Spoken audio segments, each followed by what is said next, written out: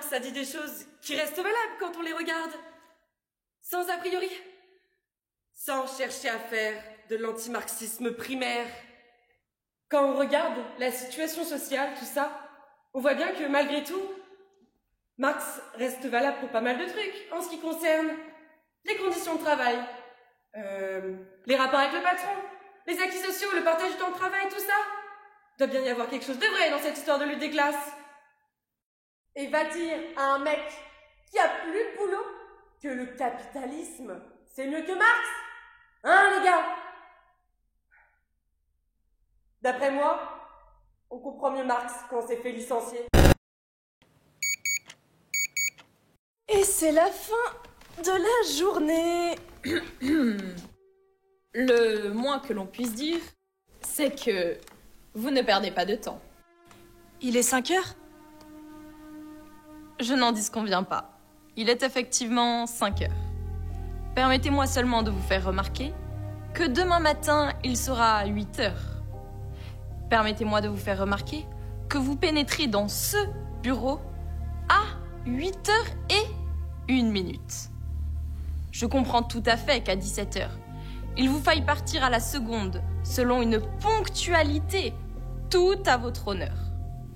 Mais j'entends que cette ponctualité à laquelle vous semblez particulièrement attaché se manifeste aussi dans l'autre sens.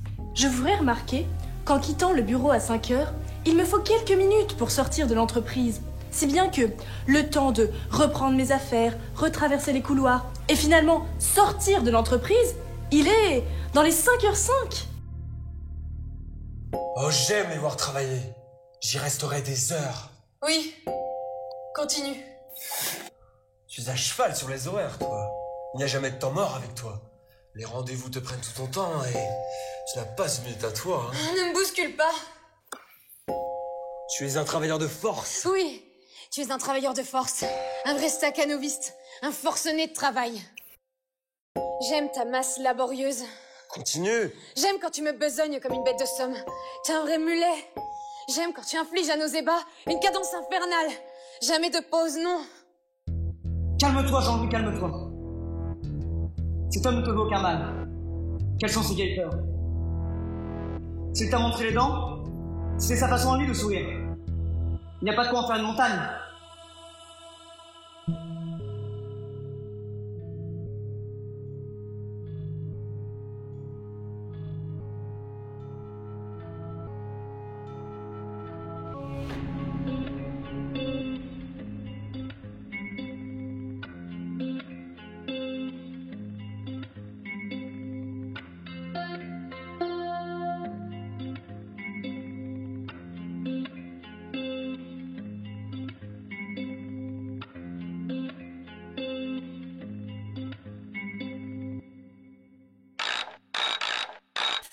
Bon, pas quand il parle de révolte du prolétariat.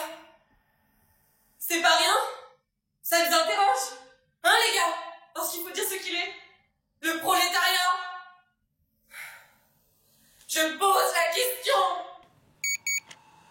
Je suis tout à fait d'accord avec vous. Je ne conteste pas la longueur du parcours qui, il est vrai, s'avère être rigoureusement le même à l'aller comme au retour. Le temps dont vous parlez ne fait absolument pas partie du temps de travail pour lequel vous êtes salarié dans l'entreprise. Donc, on rentre dans l'entreprise à 8 heures. Non! Quelques minutes avant. Vous êtes payé de 8 heures à 17 heures. Il vous faut pénétrer dans l'entreprise quelques minutes avant 8 heures. 8h moins 5. Exactement.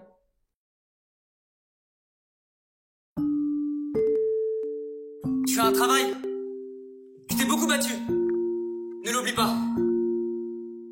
Tu mérites de t'en sortir. Tu ne dois rien à personne. Tu as un appartement? Bon. département qui sautait, mais enfin. Regarde le chemin parcouru. Tu as des perspectives d'avenir. Ça, c'est pas donné à tout le monde.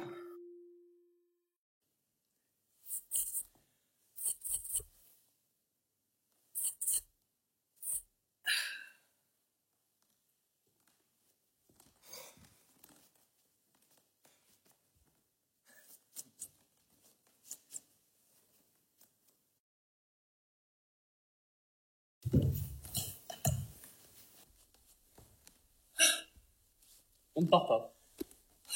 Ça va. Aide-moi plutôt à faire les valises. Je suis sérieux, Thérèse.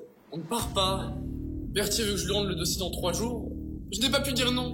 Jérôme, mais tu plaisantes. Je ne plaisante pas, Thérèse. On ne part pas. Enfin, les bagages sont prêts. Je n'ai pas pu faire autrement. Comment ça, tu n'as pas fait autrement? Qu'est-ce que tu racontes? Ça va mal en ce moment dans la boîte. Nous sommes un certain nombre à être sur la sellette et si ça continue, on va tous y passer. Tu n'as jamais parlé de ça. Ça va très mal. Si je ne lui rends pas le dossier dans 3 jours, et les fichus me créent des problèmes. Des problèmes? Mais oui, Thérèse, des problèmes. Enfin, Jérôme, je ne comprends rien à ce que tu racontes. Je te dis que si on part maintenant, mon nom apparaît en premier sur la liste. Mais quelle liste? Mais il a une liste. Enfin, c'est ce qu'on dit.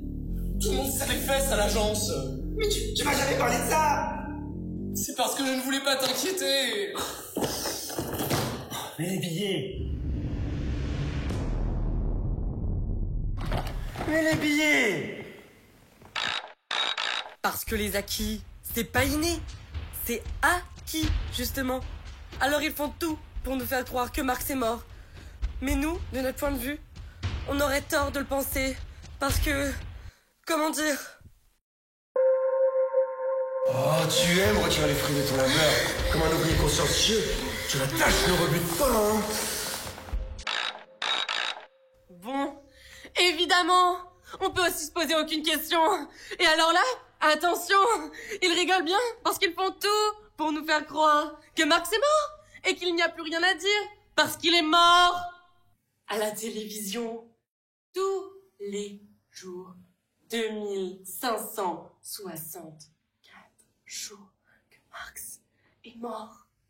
Il n'est toujours pas réapparu, compris? Et t'inquiète pas pour eux, ils savent y faire, compris? Parce que comme ça, il les emmerde plus, hein, parce qu'il les a quand même salement emmerdés. Parce qu'il a quand même salement mis des bâtons dans les roues du capitalisme, avec ses histoires de lutte des classes, de vol du prolétariat, tout ça. Donc, on s'en va à 5h moins 5? Non! Vous êtes payé pour être sur votre lieu de travail à 8 heures précises. Afin de pouvoir justement commencer à travailler.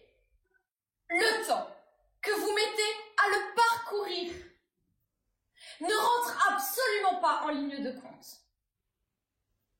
D'autant que, si le trajet s'avère être le même dans les deux sens, il ne m'a pas échappé à moi que le temps que vous mettez à le parcourir n'est pas exactement le même selon que vous arriviez le matin ou que vous sortiez le soir. Tu fais partie de ceux qui s'en sortent, Jean-Louis. Tu t'en sors magnifiquement. N'oublie pas ça. Tu disposes d'un capital de sympathie que beaucoup envient. Non! Personne ne t'envie! Personne ne t'envie quoi que ce soit! Arrête de penser ça! Personne ne veut te faire du mal! Tout le monde t'apprécie? Tout le monde reconnaît tes mérites? Chacun est heureux de te voir réussir. Nous sommes dans un état de droit. Que crains-tu? C'est la démocratie, Jean-Louis, la démocratie! Tu vis dans une société libre et tu n'as rien à craindre de la justice. Tu es innocent. Jean-Louis, innocent. Mais il est hors de question qu'on parte maintenant. Ce serait suicidaire. Tu ne peux pas savoir l'ambiance qui règne à l'agence. C'est la chasse à l'homme. Mais enfin, Jérôme, ce sont nos vacances. Ce sont nos vacances. Mais tu ne comprends donc rien à ce que je te dis. Je te dis que si nous partons maintenant, nous partons pour des vacances illimitées. Ce ne sera plus mes congés, mais mon congé. Et alors là, hein, pour les crédits, ça deviendra rapidement coton. Hein. Mais coton, mais... Mais tellement coton que on finira par aller chanter du gospel dans le métro. On ira peut-être dire bonjour à l'abbé Pierre, hein, tant qu'on y est. Ça te plairait, toi? Pas moi. Cet homme-là, je l'aime bien, comme tout le monde, hein. Mais de loin, de loin. Je n'ai pas fait une école de commerce pour m'entendre dire que les derniers là-bas, bah, sont les premiers. Sans compter que faudrait que t'apprennes le mania, hein, pour discuter avec tes voisines de tante. Pendant que moi, j'irai chasser le gibier dans le bois de Vincennes. Vas-y, parle-moi de la machine. Parle-moi d'abord de marketing-vente. La machine d'abord. Mais Thérèse, je me suis écrasé comme une lope. J'en suis venu à lui dire que ces vacances, j'y tenais pas tant que ça. Et que pour te dire, j'étais même soulagé de ne pas partir. C'est vraiment l'enfer. Je ne sais pas ce qui m'arrive. Jérôme, tu vas pas te laisser faire. Tu es la machine qui écrase l'acier et le fait se soumettre. La machine qui broie, qui déchire le métal, qui le fait se tordre et se fondre dans des hurlements. La machine gavée, replie de travail, mais qui de sa gueule béante en redemande encore. La machine qui est le travail, qui n'existe que pour le travail, qui ne s'arrête jamais dans sa fin de travail. Ah, est insatiable, et dans son désir et violent de voir renaître tous les jours le travail encore à accomplir, comme une promesse, chaque jour renouvelée. Ma pauvre Thérèse, je suis bien obligé de m'adapter à la situation.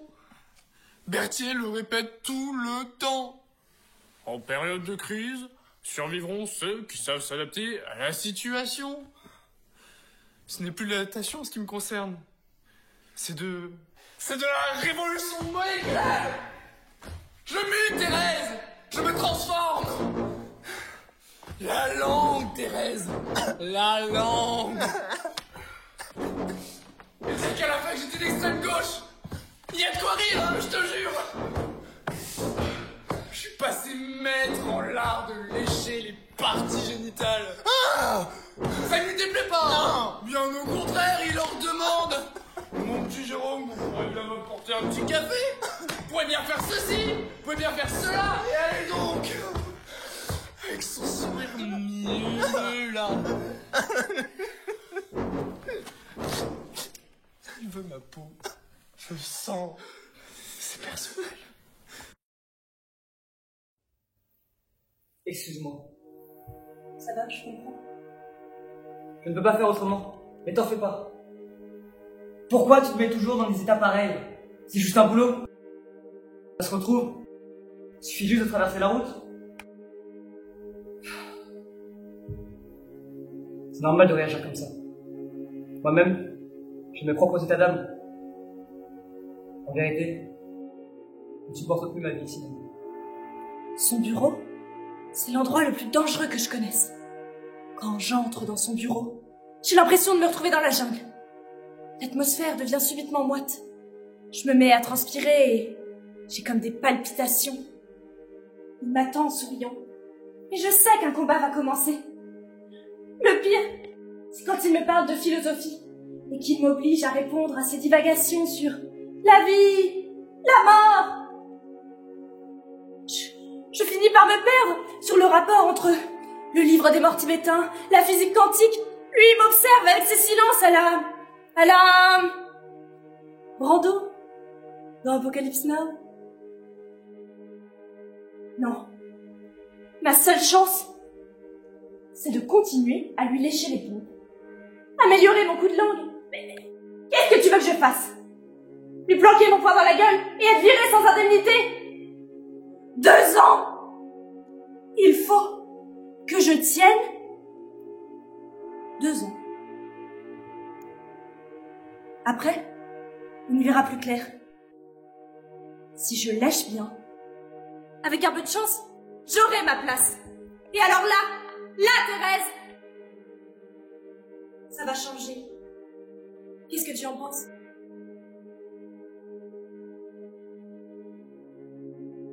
Ça te plairait de me voir arriver, Jean-Louis? N'es-tu pas sans le savoir, à l'écart de l'idéologie dominante? Comment le savoir? Fais-tu bien ce qu'il faut pour ne pas éveiller les soupçons? Ne transgresses-tu rien à ton insu? Comment le savoir? As-tu correctement répondu au test? Comment le savoir? Peut-on déceler dans ton comportement une faille qui irait à l'encontre de ce que l'entreprise t'a enseigné? Quelque chose, à toi, qui irait à l'encontre de la productivité? Qui nuirait à la rentabilité de l'entreprise? Ne résisterais-tu pas au système sans le savoir? Malgré tes innombrables preuves d'allégeance? Ce système à qui tu dois tant? Ne ferais-tu pas mieux d'en avertir les directions? Si on pense que forcément, bah c'est fini, on parle au vide, on peut continuer à parler comme ça longtemps. Parce que vous ne me ferez pas croire que la lutte des classes, elle n'existe pas. Faudrait être aveugle pour pas la voir. Tous ces mecs dans la rue comme un terre, je sais pas moi. Mais peut-on parler de lutte des classes? C'est toute la question. Peut-on parler de classe? Chaque type exclu est une inégalité à lui tout seul. Chaque type exclu est une classe à lui tout seul, qui n'a rien à voir avec l'autre type exclu, qui est lui aussi une classe à lui tout seul. Et tous ces types s'excluent les uns les autres indéfiniment. Et on voit pas comment on peut, on sait plus. On sait plus du tout, du tout. Ça planque la trouille. Ah les gars, on sait plus du tout. Ça va finir dans la rue cette histoire-là.